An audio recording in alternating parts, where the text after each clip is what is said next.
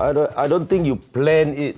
I don't know about you, Jungle, but I never really had that thinking, when you sit into the game, how you plan going forward to play a big pot, because the dynamics of the game changes all the time. The one thing I think about more is like how many bluffs do I want to turn up with? In pretty much every situation, like basically you can weight like the value of various different bluffs in a lot of spots and like how strong ranges players have. I think about stuff like that, but mostly I try to play big pots with big hands. Yes, of course. So like one scenario where I find it quite interesting is some players, on the flop and the turn, they try to be the pot bigger so they can put in a big bluff on the river. So it's harder for an amateur player to call, on the river. Mm-hmm. To call 10,000, whereas to call 4,000 is easier to call, right? I think it can make sense to do that. I mean, I think, at least in theory, things are quite a bit more complicated. Of course. For various reasons. You can manipulate pot stack size if you just know like how much they're going to call on the turn and then fold on the river. Or if someone just like always calls and folds river or something.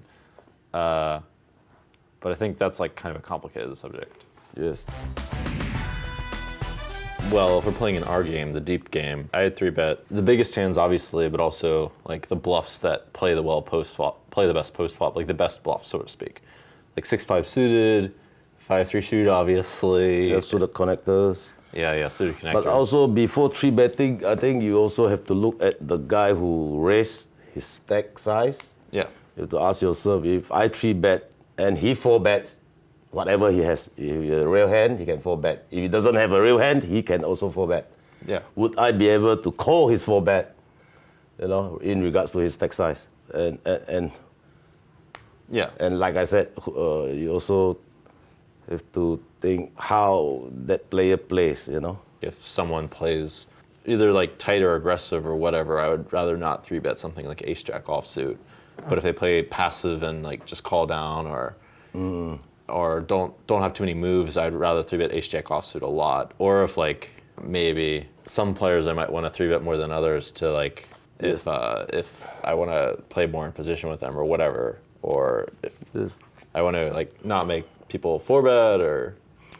Yeah, I think the game has evolved so much during the past 10 years, that most players at the table would want to be aggressive, which means 3-bet more. Yeah. Raise more, 4-bet more. Yeah. And want to have the initiative after the flop, which means you are the aggressor. That's why you see the game has evolved to this scenario. Yeah. Do you agree? Yeah, for sure.